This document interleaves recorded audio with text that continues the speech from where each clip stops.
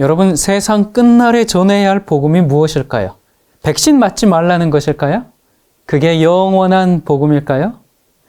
요즘 세상은 물론이고 교회 내에도 백신파와 비백신파로 나뉘어져 있죠. 교회에 새로운 갈등의 요소가 좀 생긴 것 같아요. 한 번은 이제 일반 목회자연합회에 저희 성도님이 이제 직업관계상 좀 참석을 했어요. 근데 이제 과거에 잘 알던 어느 목사님이 그분께 백신 맞았냐고 물어보더니 맞았다고 하니까 대번 임장로 그러면 구원 못 받아. 그렇게 얘기했다 그래요. 그래서 이분이 아니 예전에는 한번 구원 받으면 영원히 구원 받으니까 염려 말라고 그렇게 가르치지 않았나요? 이렇게 물으니까 몸에 독을 집어넣었기 때문에 이제 구원 못 받는다면서 해독 주사를 맞아야 한다고 그랬다 그래요. 여러분이 목사님들이 성경은 연구하지 않고 음모론을 얼마나 많이 봤으면 이런 얘기를 다 할까요?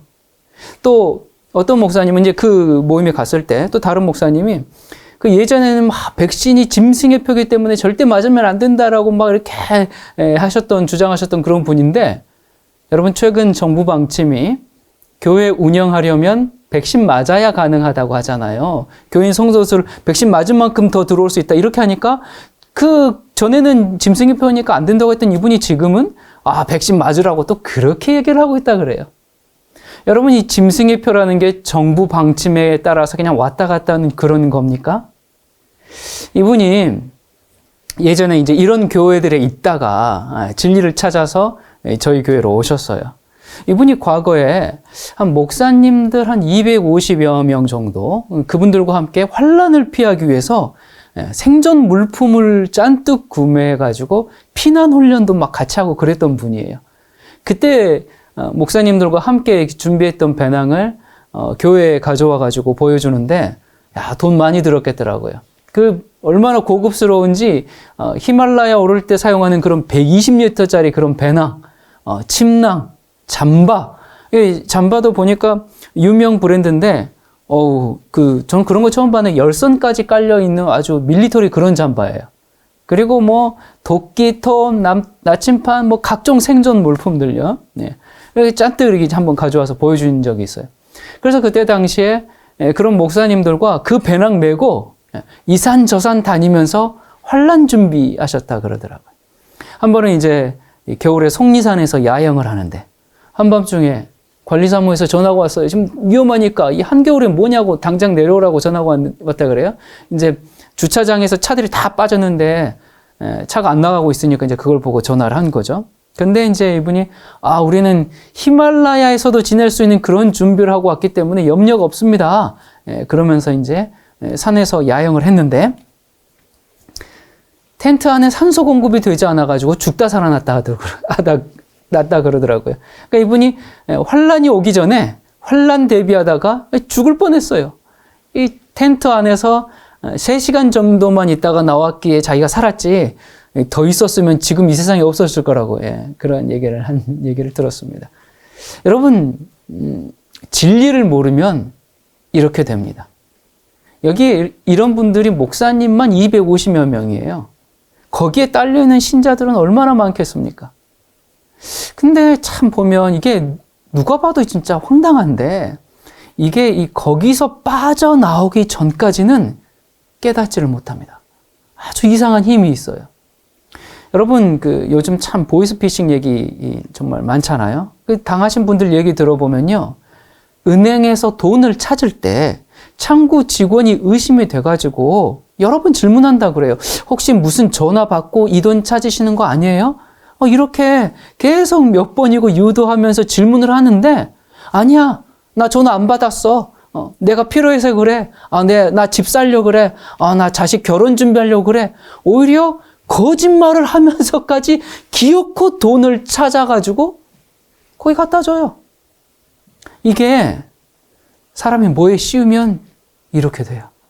그러니까 정말 일이 터지기 전까지 정신 차리라고 몇 번이고 사인을 줘도 자기가 그냥 믿고 싶은 것만 믿기 때문에 다른 사람 말이 들리지가 않아요. 여러분 자기가 믿고 싶은 것만 믿고 보고 싶은 것만 보면서 그 외에 다른 객관적 사실들은 전부 무시해버리는 것을 확증 편향이라 그러죠. 요즘 이 코로나가 이제 전 세계를 돌면서 이 코로나와 백신에 관한 이런저런 뉴스와 영상들이 굉장히 많아요. 근데 그것들이 또 서로 상반된 주장이 많거든요. 근데 어떻게 합니까? 자기가 원하는 그런 것들만 보면서 점점 확신이 강해지죠. 반대 얘기는 아예 듣지도 않아요. 그러면서 또 유튜브 알고리즘이 어떻게 해요? 나의 그 계속 확증 편향을 가중시키도록 관련 영상만 계속 소개해 주기 때문에 마치 모든 사람이, 모든 세상이 다 그렇게 얘기하는 것 같은 거예요. 여러분, reptilian이라고 아십니까?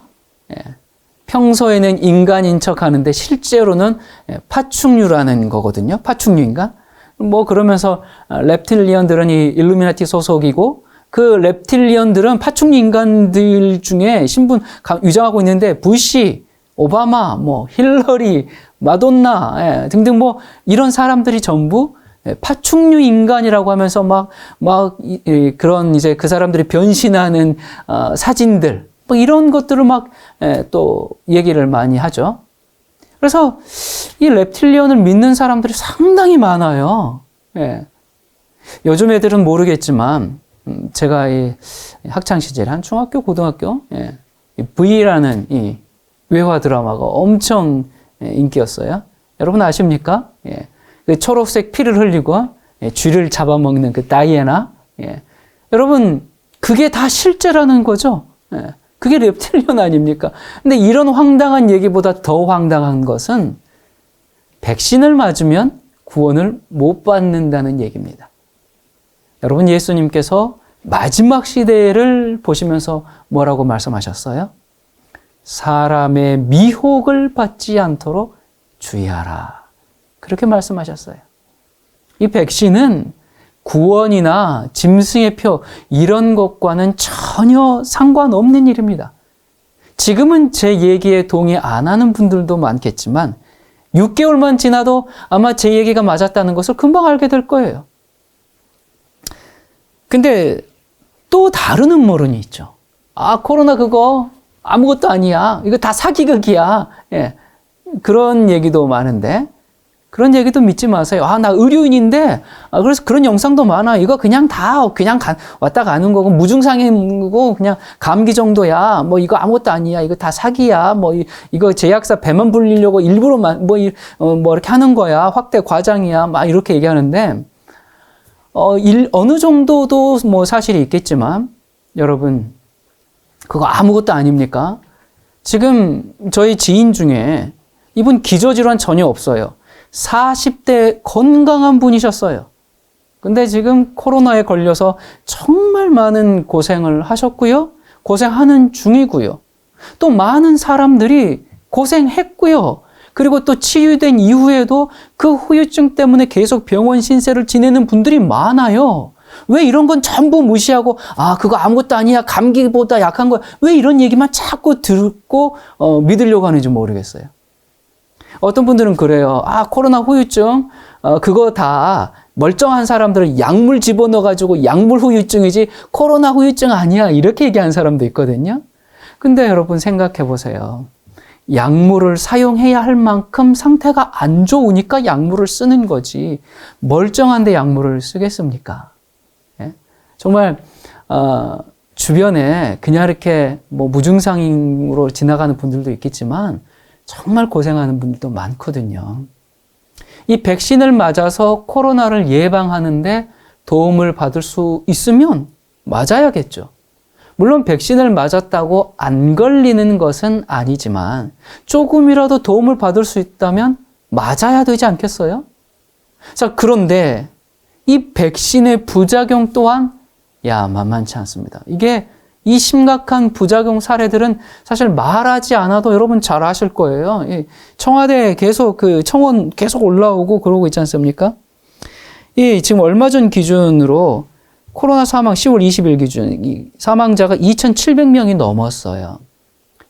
백신 접종 후 사망자는 발표를 하지 않아요. 이건 지금 코로나 걸려서 사망자가 2,700명이 넘었는데 백신 접종 후 사망자는 발표를 하지 않기 때문에 정확한 통계를 우리가 알 수는 없지만 1,000명이 넘은 건 확실합니다. 자, 이거 보통 심각한 문제가 아니에요. 여러분, 이 코로나 사망자 원래 다른 질환이 있어가지고 병원에서 오늘 내일 하다가 그러다가 코로나에 걸려서 사망했다면 이 사람은 코로나 사망자로 분류해야 할까요? 아니면 원래 질환으로 사망했다고 봐야 할까요? 근데 현재 집계는 그 바이러스에 감염된 이유 하나로 전부 코로나 사망자로 집계합니다. 그렇게 해서 2,700여 명. 그러면 엄청 부풀려져 있는 거겠죠?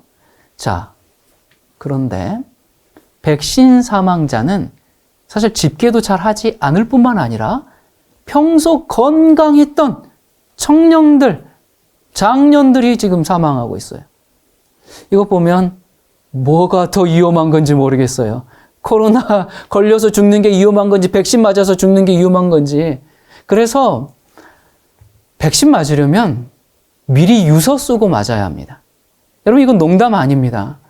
정말 백신 맞기 전에 세상 떠날 준비하고 맞아야 됩니다. 정말 이번 기회에 죽음에 대해서 한번 생각해 본다는 것, 참 의미 있어요. 삶을 정리하고 사랑하는 이들에게 마지막 말을 남겨보는 것도 의미 있는 일이라고 생각해요. 정말 그런 각오를 갖고 좀 백신 맞아야 될 것 같아요. 이 상황이 그러니까. 그래서 이런 백신의 부작용 때문에 맞고 싶지 않아. 그런데 이 사회가 백신을 맞지 않으면 살아갈 수 없도록 계속 조여오고 있죠. 그래서 생계를 위해서 맞을 수밖에 없는 그런 분도 아주 많이 계실 거예요. 또 많은 분들이, 아마 아주 많은 분들이 나는 맞고 싶지 않지만 나는 다른 사람을 위해서 다른 사람에게 피해를 주고 싶지 않아서 맞는다. 이런 분들도 굉장히 많죠. 남에게 피해를 주지 않으려는 이 한국인의 굉장히 좋은 정서예요. 서로를 배려하는 그런 좋은 정서죠. 그냥 내가 피해를 입고 말지, 이러면서, 이런 이제 좋은 정서인데, 반면에 그런 이유로 맞은 사람들은 또 나는 맞았는데 너는 왜 안 맞아? 이러면서 또 분노하는 것도 한국인의 정서입니다. 아무튼, 이런저런 이유로 백신을 맞기도 하고, 안 맞기도 하고, 그래요. 많은 분들이 제게 목사님, 백신 맞아야 됩니까? 말아야 됩니까? 이거 자주 물어요. 여러분, 이 백신 그 자체는 진리의 문제가 아니기 때문에 저에게 물으실 필요가 없습니다. 맞든 안 맞든 여러분의 자유입니다. 지금 부작용이 너무 심하기 때문에 이거 절대로 맞으면 안 된다. 그렇게 강하게 말하는 분들도 점점 이게 맞지 않으면 각종 불이익을 받고 처벌을 받고 또 결국 이 사회를 살아가기 위해서는 맞을 수밖에 없는 그런 상황이 올 수밖에 없을 거예요. 지금 미국도 그렇고 미국의 백신 패스가 이제 한국에 많이 그대로 좀 도입되고 있지 않습니까? 조금씩. 미국은 식당에 갈 수도 없어요. 공중시설을 사용할 수도 없어요. 직장에 다닐 수도 없어요. 그렇게 되면 사람들이 부작용을 감내하고서도 맞을 수밖에 없는 그런 상황이 오죠. 한국도 지금 오고 있고. 그러니 지금 자기와 견해가 다르다고 해서 자꾸 막 설득하려거나 자신의 뜻과 다른 사람에게 적개심을 품거나 그럴 필요가 없습니다. 여러분 한번 생각해 보십시오. 남들은 모르겠고 사실 지금 서로 사랑하고 아껴주는 이 따뜻한 사랑의 공동체, 우리 11시 교회가, 이 성령의 은혜와 감동이 넘치는 우리 교회가 혹시나 이 백신파와 비백신파로 나뉘어서 갈등이 생긴다면 이 얼마나 끔찍하고 슬픈 일입니까? 자, 앞서 말했듯이 백신이 짐승의 표이기 때문에 또 맞으면 구원을 못 받기 때문에 안 맞겠다. 이런 분들이 좀 있는데 여러분, 백신 맞는다고 구원 못 받는 것도 아니고 짐승의 표도 아니에요. 그런데 자, 아닌데, 여러분 잘 들어보세요. 아닌데, 마치 짐승의 표처럼 우리에게 강요되고 있습니다. 이 성경에 보면 국가가 짐승의 표를 이제 강제할 때 처음에 어떻게 합니까? 꼭 지금처럼 사회적 차별을 줍니다. 불이익을 당하게 합니다.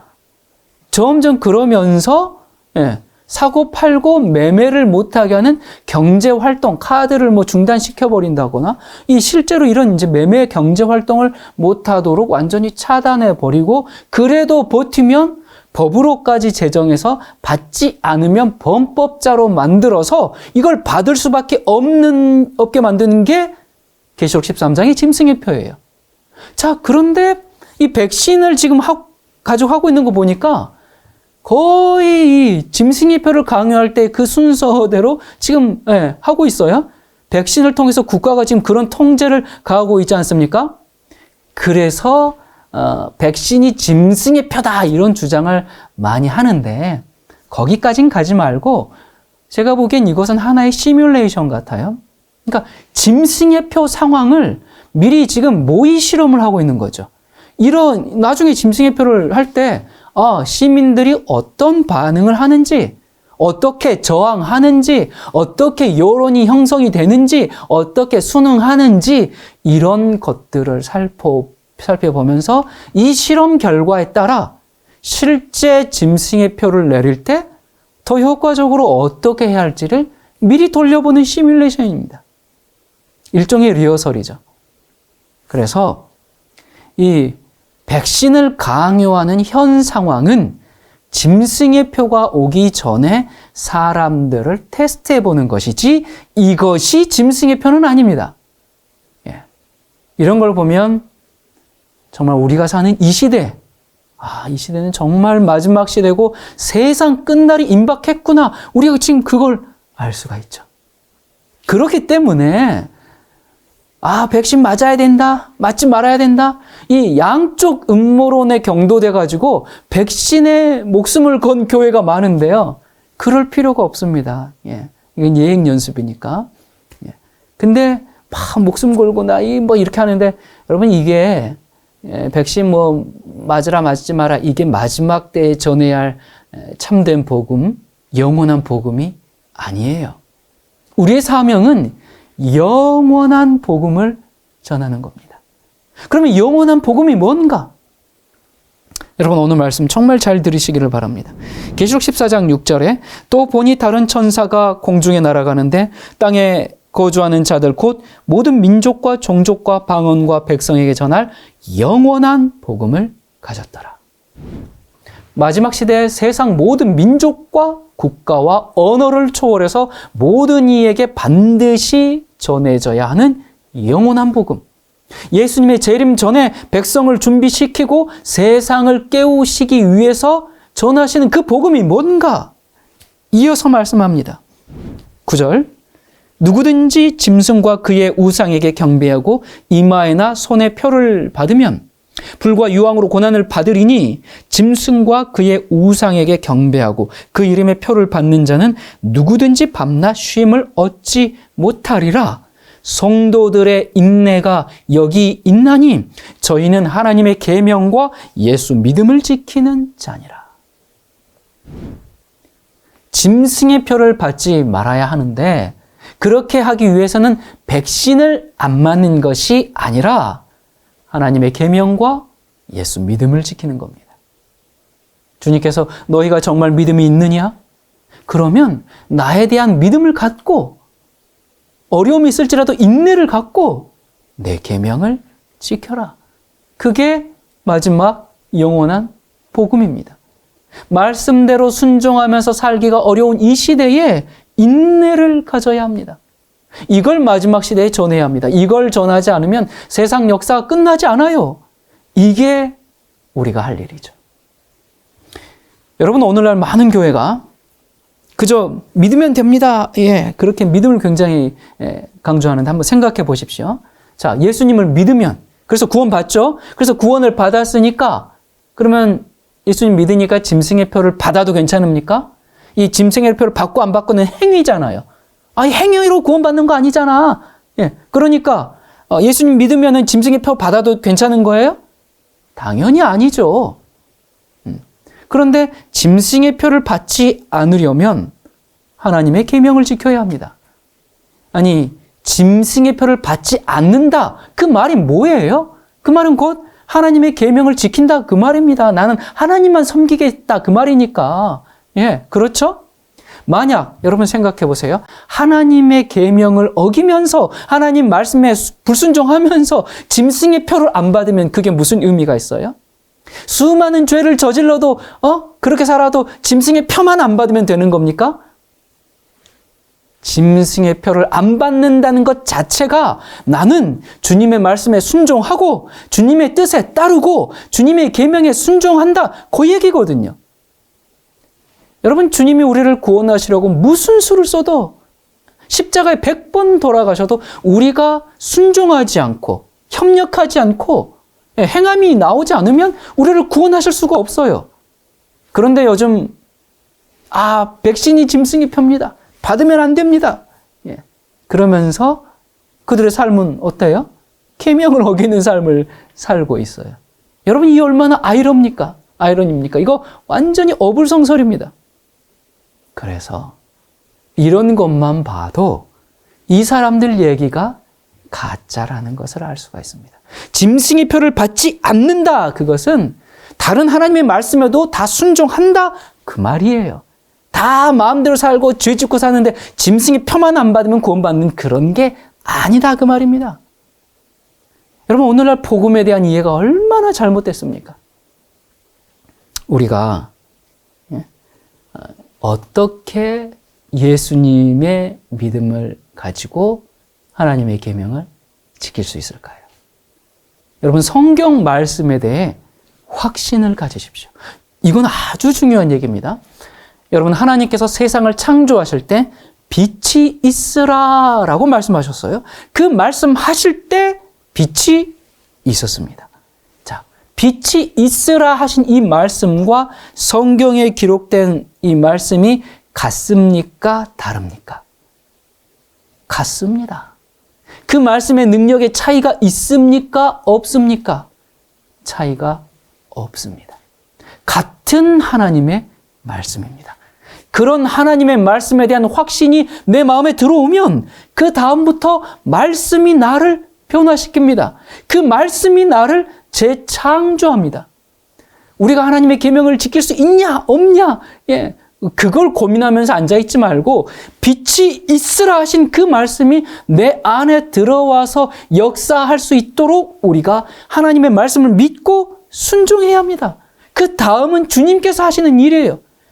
그래서 요한복음 17장에 그들을 진리로 거룩하게 하옵소서, 아버지의 말씀은 진리입니다 라고 하시잖아요. 말씀이 능력이에요. 말씀으로 거룩하게 해요. 이스라엘 성소를 보면 뜰, 성소 첫째 칸, 또 성소 둘째 칸, 지성소 이렇게 세 부분으로 나뉘어져 있어요. 뜰에 들어가면 뭐가 있습니까? 번제단이 있죠. 우리 신앙 경험의 중심이 이 성소 뜰에 있습니다. 여러분, 우리가 인생을 살아가면서 죄를 짓거나 또 실수하여 가슴이 떨릴 때 우리가 돌아갈 곳이 어디입니까? 어디 가야 해요? 성소 뜰이죠. 뜰의 중심은 뭡니까? 번제단이죠. 번제단은 뭘 상징합니까? 십자가입니다. 여러분, 성소에는 불이 세 군데 타고 있습니다. 첫 번째는 번제단에서 타고 있습니다. 그 다음에 이제 이 뜰에서 성소 첫째 칸에 들어가면 향을 태우는 분향단이 타고 있죠. 번제단에서는 제물이 타고 성소 안에는 향이 타고 있어요. 이 향을 태우는 이 불은 어디에서만 가져와야 합니까? 뜰에서 그 번제단의 숯불만 가져와서 거기서 붙여야 합니다. 다른 불로 하면 안 돼요. 이 나답과 아비후가 다른 불을 갖다가 불을 지폈죠. 부엌에서 쓰는 그런 장작불, 그런 불을 붙였기 때문에 그래서 불이 나와서 그들을 태워 죽였습니다. 불은 어디서 와야 합니까? 번제단에서 와야 합니다. 여러분, 우리 신앙의 근원이 번제단, 정말 죽음보다 강한 예수 그리스도 그 십자가의 뜨거운 사랑을 깨달은 거듭남의 경험에서 와야 합니다. 복 받으려고 믿는 거 다른 불입니다. 천국 가려고 믿는 것도 다른 불입니다. 여러분, 다른 불을 붙이면 아까 어떻게 됐어요? 태워졌어요. 사라졌어요. 여러분, 이것은 사랑하는 사람과 결혼하는데 그 사람을 사랑해서가 아니라 그 사람의 조건 때문에 결혼하는 거랑 같아요. 이런 결혼은 파국입니다. 기독교 신앙도 마찬가지예요. 우리 신앙의 알파와 오메가는 번제단에서 죽임당하신 어린 양 예수 그리스도를 사랑함이죠. 그게 칭의고 거기에서 성화가 시작되고 그게 거룩함의 중심이고 그게 죄를 승리하는 비결이고 하나님의 말씀 계명에 순종할 수 있는 동력이 되는 거예요. 여러분, 예수님 믿고 신앙생활 하다가 쓰러지고 연약해지고 흔들리십니까? 그러면 우리 얼른 십자가 밑으로 가야죠. 거기서 주님 앞에 무릎 꿇고 날 위해 돌아가신 그 주님을 바라보세요. 번제단에서 나를 대신해서 죽는 그 양을 바라보면 우리가 죄에 대한 회개가 생깁니다. 회개는 이 십자가를 바라봄으로 생기는 결과지 내가 회개하려고 애쓴다고 회개가 나오는 게 아니죠. 성경은 회개를 선물이라고 했어요. 이스라엘을 회개케 하기 위해서 구주께서 오셨다 그랬어요. 그래서 회개는 날 위해 돌아가신 예수님을 바라볼 때 내 속에 있는 죄가 미워지고 내 악함이 미워지게 되는 거죠. 그래서 회개하게 되는 겁니다. 자, 그래서 회개는 주님의 십자가를 바라볼 때 생기는 반응인데, 주님을 바라보고 주님의 말씀을 듣고 그렇게 할 때 내가 죄를 미워하게 되고 죄를 고백하고 그 죄를 다시 반복하고 싶지 않은 그런 마음이 생기죠. 그래서 예수님께서 내가 십자가에 달리면 모든 사람을 내게로 이끌겠노라 하셨어요. 그래서 우리가 하나님께로 갈 수 있는 유일한 길은 번제단을 통해서 가는 길밖에는 없습니다. 그 외에는 어떠한 길도 없어요. 자, 그래서 이제 번제단에서 양이 탔어요. 그 다음에 성소 첫째 칸으로 들어가면 분향단에서 향을 태우는데 이 향의 연기는 뭘 상징해요? 기도를 상징하죠. 자, 그러면 향은 뭘 상징합니까? 향의 연기는 여러분들이 잘 알다시피 기도를 상징하는데 그 향 자체를 태워야 되잖아요. 향은 뭘 상징합니까? 예수 그리스도의 깨끗한 죄 없는 의를 상징합니다. 그러니까 우리가 그리스도의 사랑에 반응해서 회개하고 이제 주님을 믿게 된 사람은 거듭난 사람이거든요. 이 사람은 어떻게 해요? 그 다음 의의 생활로 그 향으로 그 주님의 의의 생활로 하나님을 기쁘시게 합니다. 그게 성화죠. 여러분, 부부가 사랑해서 결혼했으면 결혼식이 다가 아니라 서로를 위해서 존재해야 됩니다. 결혼해놓고 이제 부부가 됐으니 우리는 이제 법적 부부관계고 연애는 다른 여자, 다른 오빠랑 하겠다. 그러면 돼요, 안 돼요? 그러면 이 결혼 무효입니다. 애인이 10명 있었는데 내가 이제 결혼할 테니까 결혼했으니까 한 명씩 줄여나가는 게 성화가 아닙니다. 여러분, 성화는 오늘 죄 하나 없애고 내일 하나 없애고 모레 없애고 이렇게 하나씩 없애다 보면 내가 점점 더 거룩해지겠구나. 여러분, 그게 성화가 아닙니다. 애인 계속 아내 있고 남편 있는데 애인 하나 둘 하나씩 정리하는 게 그게 이 바른 결혼 생활이 아니죠. 성화는 성소 뜰에 있는 번제단에서 제물이신 누가 타요? 예수님께서 태워질 때 내게 있는 모든 죄도 전부 던져서 함께 불태워버리는 것이죠. 거기에서 고백을 하는 거죠. 거기서 회개와 용서의 경험이 있는 거죠. 죄는 서서히 단계적으로 오늘은 팔 하나 태우고 내일은 다리 하나 태우고 이런 게 아닙니다. 단계적으로 버리는 게 아니라 여러분 반쪽만 드리는 헌신을 주님께서 받으신 적이 없어요. 회개는 전적이어야 합니다. 완전한 굴복만 주님께서 받으세요. 여러분 이게 어려운 일입니까? 이게 불가능한 일일까요? 여러분 생각해 보세요. 여보, 내가 당신 만나기 전에 애인 10명 있었던 거 알지? 이제 결혼하니까 5으로 줄일게. 그러면 좋다고 정말 고맙다고 그럽니까? 결혼 전에 100명의 애인이 있어도 괜찮습니다.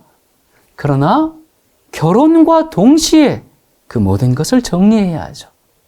그게 어렵다면 배우자를 사랑하는 것이 아니고 결혼도 성립이 되지 않아요. 마찬가지로 아니 인간도 서로에게 그러면서 하나님은 왜 이걸 다 받아줄 거라고 그렇게 생각하십니까? 하나님도 마찬가지입니다. 하나님은 우리의 전적인 온전한 그런 마음만 받으십니다.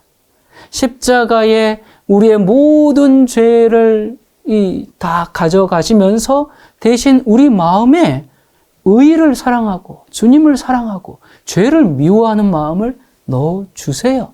그게 성령의 역사이고 은혜이고 그게 예수님의 그 중보의 사역입니다. 여러분 성화가 뭐냐면 이 성소의 뜰에서 경험한 그 은혜를 계속적으로 유지해 나가는 생활이 성화거든요. 번제단 십자가에서 그 그리스도의 사랑에 감동해서 죄를 미워하는 그 마음을 받고 물두멍에서 씻어서 새로운 피조물이 된 그 경험을 이제 성소 속에 들어가서 주님의 손을 붙잡고 주님과 동행하면서 계속 유지해 나가는 생활이 성화입니다. 그렇게 사는 사람을 그리스도인이다라고 부르죠. 여러분 우리 스스로에게 질문해 봅시다. 나는 종교 생활을 하는 교인인가? 그리스도인인가? 여러분 종교 생활은 뭡니까?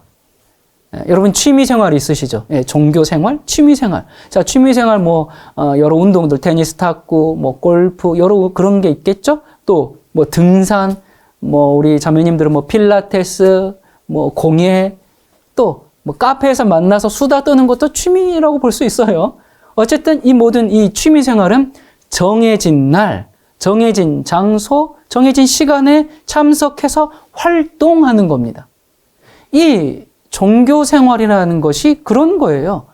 교회 와서 종교 행사, 종교 활동에 참여하고 집에 가는 거죠. 하지만 그리스도인은 교회에서 종교 활동하는 사람이 아니죠. 여러분, 전도는 예수님 믿으십시오, 예수님 믿으십시오 이렇게 전도지 전하는 것도 전도예요. 하지만 내가 그리스도 때문에 행복하고 내 삶에 그리스도의 향기가 있을 때 벌이 꽃을 찾아 오듯이 전도는 그렇게 이루어지는 것이거든요. 사람들이 나를 봤을 때 하나님을 믿을 만한 또 하나님을 믿고 싶을 만한 그런 이유를 발견해야 되지 않겠습니까? 나를 봤을 때 이 팍팍한 세상에서 저 사람은 저렇게 평안을 가지고 있는데 이유가 뭘까? 저 사람은 돈도 없고 쥐뿔도 없는 것 같은데 남을 도울 줄 알고 여유로움이 있는 저 사람의 힘은 뭘까?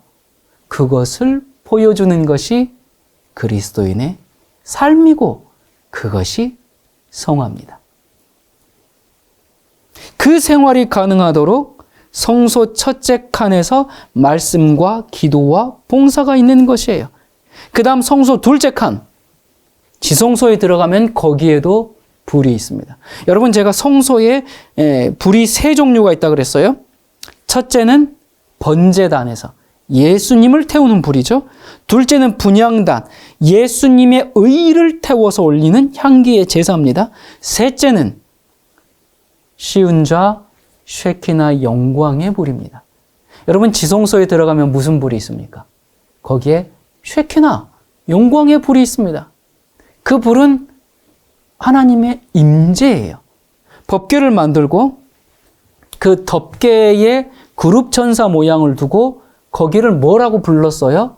그 자리를 시은좌라고 불렀어요. 시은좌가 무슨 뜻이에요?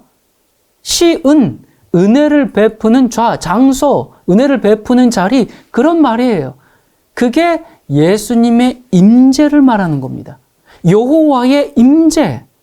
여러분, 임재가 무슨 뜻입니까? 여러분, 우리가 이곳에 하나님이 임재하셨습니다. 그러면 여기에 하나님이 오셨다라는 것이죠. 자, 그래서 하나님과 인간이 만나는 곳이 시은좌예요. 출애굽기 25장 21절에 속죄소를 법궤 위에 얹고 내가 내게 줄 증거판을 궤 속에 넣으라. 거기서 내가 너와 만나고. 인간과 하나님이 만나는 장소가 어디예요? 속죄소. 속죄소가 어디입니까?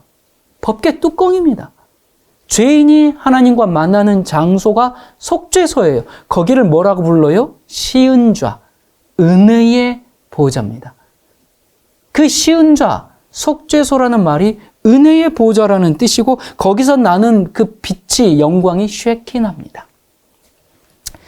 히브리서 4장 15절에 우리에게 있는 대제사장은 우리의 연약함을 동정하지 못하실 리가 아니요 모든 일에 우리와 똑같이 시험을 받으시니로되 죄는 없으시니라. 그러므로 우리는 긍휼하심을 받고 때를 따라 돕는 은혜를 얻기 위하여 은혜의 보좌 앞에 담대히 나아갈 것이니라. 여기가 시은자입니다. 예수 그리스도의 십자가 때문에 우리가 지성소까지 들어갈 수 있는 길이 열렸어요. 담대하게 은혜의 보좌, 시은좌 앞에 나갈 것이라고 했어요. 내가 살기 위해서 나 대신 예수 그리스도를 불러 태워버린 그 번제단 경험에서 여러분, 이 죄인이 우리가 재물을 죽이지 않으면 살 수가 없어요. 그래서 자기가 살기 위해서 재물이 필요했어요. 그래서 우리가 그렇게 그리스도를 죽였습니다. 그리스도를 죽인 다음에 그 그리스도의 흠 없는 의의 향을 태우는 분향단의 경험이 오죠.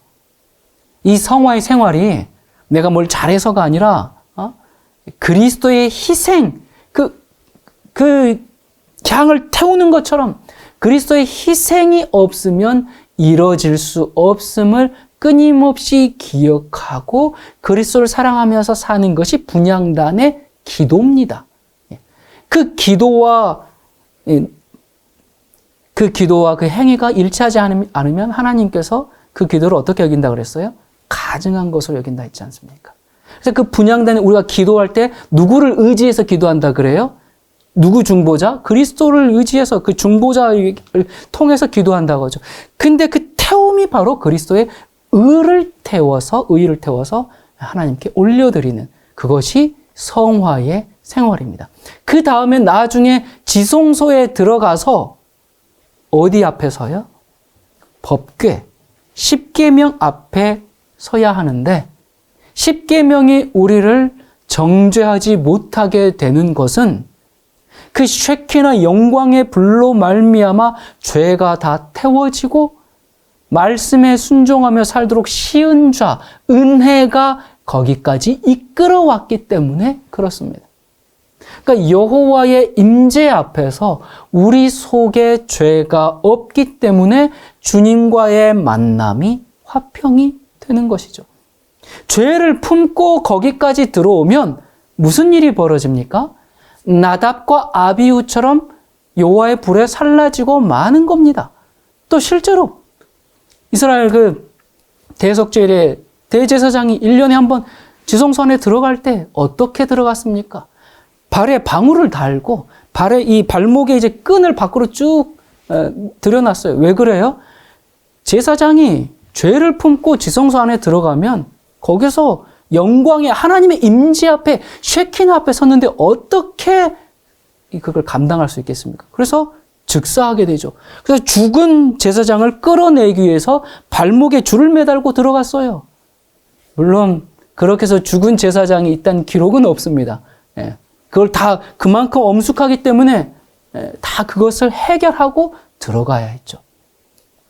마찬가지입니다. 자, 이것이 마지막 때 짐승의 표를 받지 않는 예수의 증인들의 경험이에요. 이것이 바로 마지막 그 아버지의 이름이 그들의 이마에 있다라는 경험이고, 이것이 계시록 14장 4절을 보면 여자로 더불어 더럽히지 아니하고 정절이 있는 자라 어린 양이 어디로 인도하든지, 여기 어디는 그 지성소까지 인도하든지 따라가는 자며, 여러분 여기 여자는 생물학적인 여자를 말하는 게 아니죠. 성경에서 여자는 교회를 말하고 있죠. 여기 여자는 잘못된 교리들을 가르치는 그런 배도한 교회를 말하는 겁니다. 자, 이렇게 지성소까지 들어와서 하나님의 보좌 앞에 섰는데 이 법궤가, 이 십계명이 우리에게서 죄를 못 찾는 겁니다. 왜 못 찾아요? 죄를 안 지어서요? 아니요. 다 용서되었기 때문에, 다 도말되었기 때문에, 그래서, 그리고 또 우리 마음에 더 이상 죄를 탐하거나 죄를 지을 소원이 없기 때문에 그렇죠. 요한계시록 18장에 보면 넷째 천사가 선포하는 복음인데, 우리는 아직까지 이 계시록 18장이 성취되는 모습을 완전하게 이렇게 보고 있지는 못합니다. 18장 1절에 보면 이 일 후에 다른 천사가 하늘에서 내려오는 것을 보니 큰 권세를 가졌는데 그의 영광으로 땅이 환하여지더라. 여기 이 말씀 자세히 보니까 예수님의 영광이 아닙니다. 누구의 영광이에요? 그의 영광, 자기의 영광입니다. 여기 천사는 실제 천사가 아니라 마지막 시대 참된 복음을 전하는 사람들을 말하는데, 그들의 영광, 그 개인의 영광으로 땅이 환해져요. 그들이 발광체입니까? 스스로 빛을 내는 건 아니죠. 마지막 시대 늦은 비 성령이 함께 하심으로 빛나는 영광인데, 아무튼 그 늦은 비 성령이 이 사람, 그 개인, 이거는 다른 사람의 영광이 아니고 이 자기의 영광, 그의 영광, 자기의 의가 온 세상을 드러냅니다. 밝힙니다.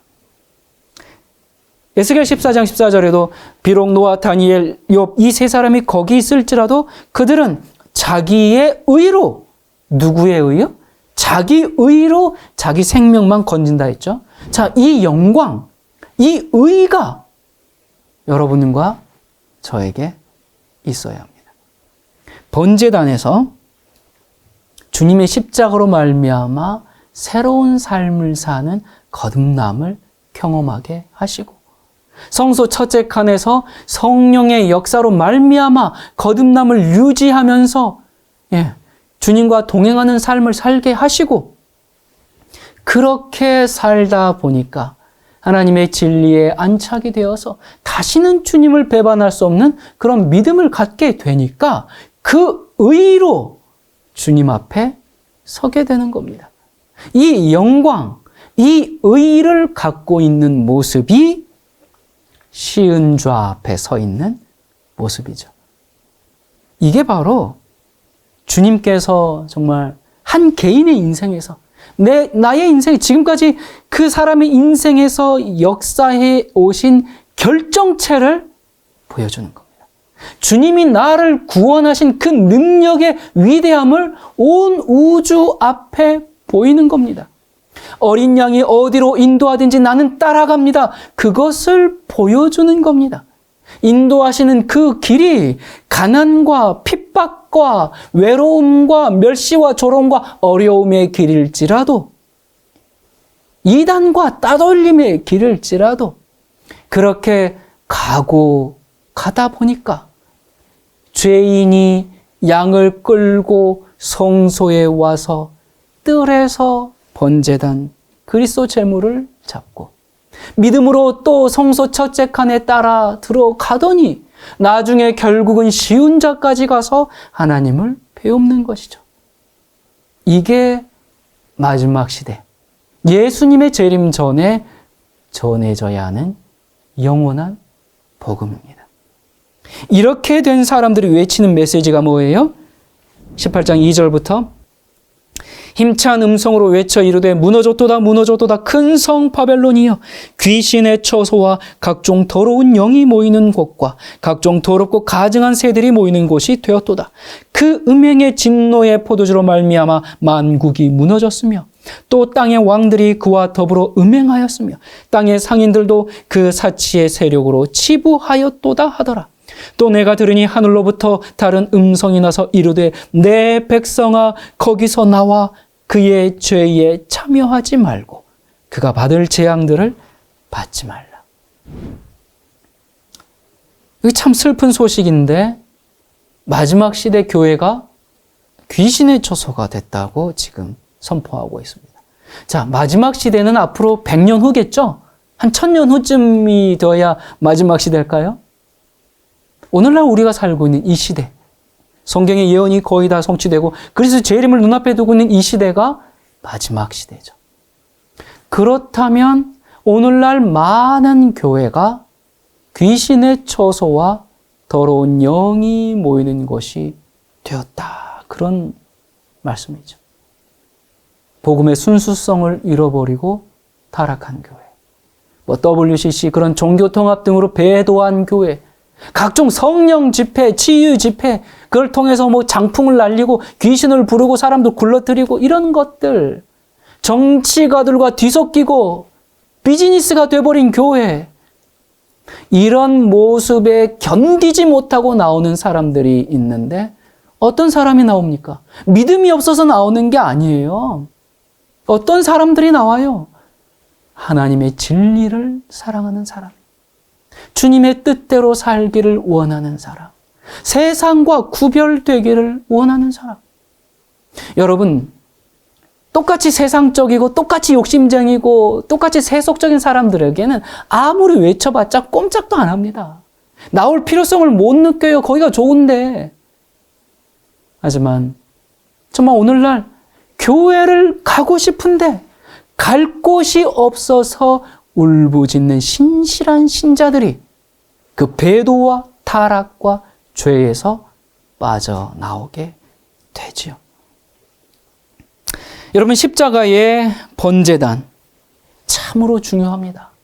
그러나 이 마지막 시대 우리가 받은 사명은 거기에서 성소 첫째 칸으로, 그 다음 둘째 칸으로 더 깊은 경험으로 인도하는 겁니다. 여러분, 번제단 경험이 너무너무나 중요하죠. 근데 거기에만 머물러 있으면 성결의 경험으로 나가지를 못합니다. 성결의 경험을 이해하지를 못해요. 번제단만 너무 강조하다 보니까 그냥 구원의 과정에서 그것만 있는 줄 알고 죄짓고 용서받고 죄짓고 용서받고 계속 그저 믿기만 하면 구원받는다 이렇게만 알고 있기 때문에 거기를 탈출하려는 정말 더 거룩한 경험으로 나아가려는, 죄에서 벗어나려고 하는 그 길을 모릅니다. 물론 주님이 주시는 은혜가 크죠. 감사하죠. 그런데 이제 많은 경우에 거기에 안주해버리는 경우가 얼마나 많습니까? 그냥 주님 뜻대로 살고자 하는 그런 욕망이 없어요. 왜 그럴까요? 사실 그 개인의 문제라기보다도 가르침이 그러하니까. 제가 서두에 말씀드렸죠. 목사님들이 여러분 환난 피해야 되니까 산에 가서 야영해야 됩니다라고 그렇게 가르치니까, 백신이 짐승의 표입니다 이렇게 가르치니까, 마찬가지로 정말 주님의 뜻대로 우리가 살아야 하고 거룩하고 성결한 삶을 살아야 하고 그리스도인답게 살아야 하고 이런 가르침이 없으니까 그냥 됐습니다, 믿습니다, 괜찮습니다. 그러니까 그런 욕망 자체를 품지를 않죠. 여러분, 우리 거룩한 욕망을 품어야 합니다. 주님을 닮고자 하는 소원이 넘쳐야 합니다. 그래서 이 마지막 시대 마지막 복음은 뭐라고 외칩니까? 그거 아니라는 겁니다. 너희가 정말 믿느냐?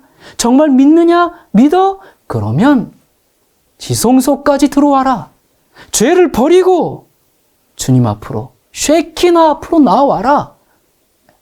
여러분, 주님께서 그렇게 해 주시겠다고 그렇게 초청을 하고 계시는데도 아이고, 나는 연약해서 계속 죄를 지을 수밖에 없기 때문에 그냥 주님의 사랑과 용서로만 구원받겠습니다. 그 수준에 있지 말고 여호와의 임재, 여호와의 보좌, 은혜의 보좌 앞으로 나오라는 겁니다. 아니, 나올 수 있다는 겁니다. 미리 포기하지 말고 난 안 돼, 난 틀렸어, 그냥 이 복음이 좋아, 그렇게 있지 말고 거룩한 복음, 참된 복음 앞으로 나오라는 것입니다. 지성소 시은조 앞에 나를 능히 설 수 있게 만들어 주신다는 겁니다. 이건 내가 만드는 게 아니에요. 내가 뭘 얼마나 잘하고 무슨 행위를 얼만큼 해야 되고 그런 차원의 것이 아닙니다. 우리가 주님이 어린 양이 어디로 인도하든지 주님만 바라보면서 따라가다 보면 어느 날 보니 그 자리가 시은자까지 와 있는 겁니다. 마지막 시대에 우리가 정말 믿는 사람인지 아닌지 심판하는 메시지가 선포되는데 그게 뭐였습니까? 정말 믿는 사람인지 아닌지 심판하는 메시지.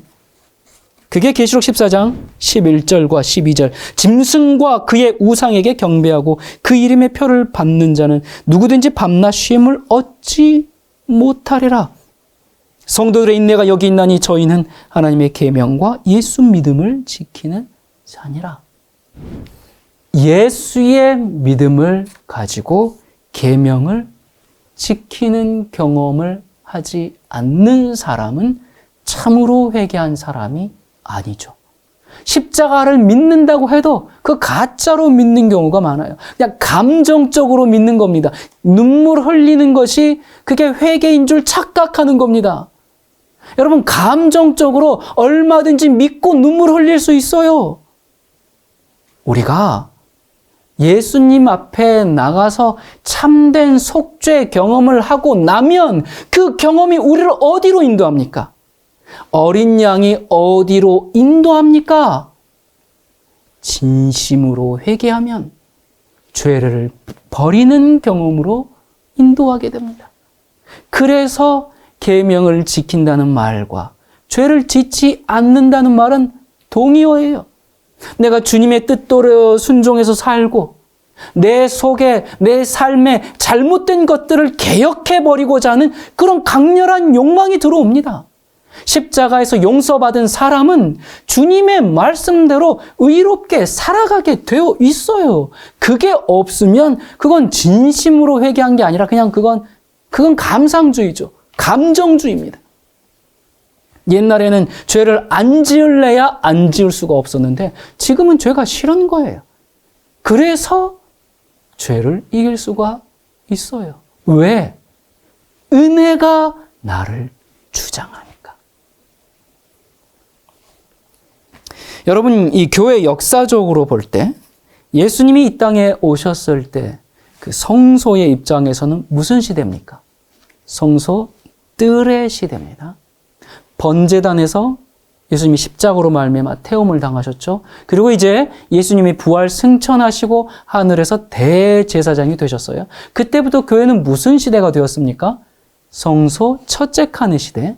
그리고 지금 이 마지막 시대는 교회가 무슨 시대에 살고 있습니까? 지성소 시대, 지성소의 복음이 전해지는 그런 시대에 살고 있어요. 이것은 교회를 역사적으로 분류할 때 이렇게 말할 수 있어요. 하지만 그 개인적인 경험으로는 어때요? 어떤 사람은 뜰의 경험을 할 수 있습니다. 어떤 사람은 성소 첫째 칸의 경험, 어떤 사람은 지성소의 경험을 하고 있는 사람이 있어요. 자, 그런데 성소 뜰에서 거듭남의 경험을 했고 첫째 칸에서 주님과 함께 성화의 생활을 지금 잘 이어가고 또 지성소에도 들어갔지만 우리는 연약한 인간이기 때문에 또 사탄이 끊임없이 우리를 공격하기 때문에 쓰러질 때가 있고 실수할 때가 있고 죄를 지을 때가 있고 은근히 교만과 이기심이 나를 사로잡을 때가 있고 그래서 우리가 어느 장소, 어느 과정이 있든지 간에 우리가 범죄했을 때 어디로 가야 합니까? 번제단으로 가야 하죠.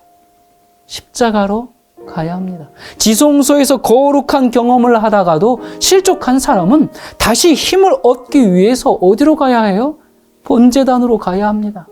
우리가 다시 힘을 얻고 성령을 받고 은혜를 받는 곳은 어디예요? 십자가입니다. 이것은 그냥 그저 그 과정을 전혀 모르고 그냥 뜰에만 그냥 머물러 있는 그런 것과는 달라요. 뜰에만 그냥 여기가 좋사오니 이렇게 머물러 있다는 것은 아직 십자가의 참된 의미를 알지 못한다는 거예요. 우리가 정말로 주님이 날 위해서 무엇을 하셨는지를 알면, 나를 위해서 제물로 태워져 버린 그것이 무엇인지를 알면 우리 신앙이 변하지 않습니다. 어린 양이 어디로 인도하든지 그분을 신뢰하면서 끝까지 따라가게 되어 있습니다. 그래서 로마서 5장에 성령으로 말미암아 하나님의 사랑이 우리 마음에 부원받음이니 그것이 우리를 살리는 길이죠.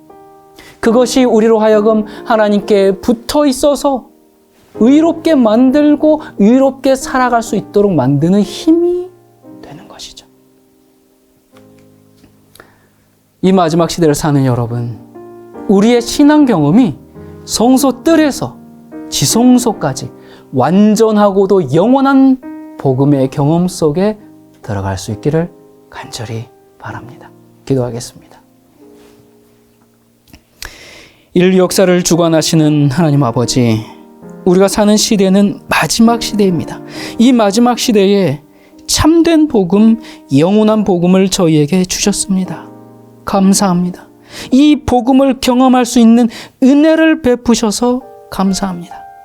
어린 양이 어디로 인도하든지 따라가는 저희가 되기를 소원합니다. 어떠한 길이라도 따를 수 있는 용기와 믿음, 그리고 주님에 대한 사랑을 부어 주시옵소서. 아버지, 우리를 데리고 저 지성소까지 들어가 주시고 거기서 주님의 법이 우리 속에서 죄를 더 이상 발견할 수 없을 때까지 저희를 이끌어 주시옵소서. 그리하여 넷째 천사의 그 능력의 선포가 계시록 18장의 그 복음에 마치는 역사가 이 땅에 이루어질 때 우리가 그 속에 꼭 있게 인도하여 주시옵소서. 우리의 선한 목자이신 예수 그리스도 이름으로 간절히 기도드립니다. 아멘.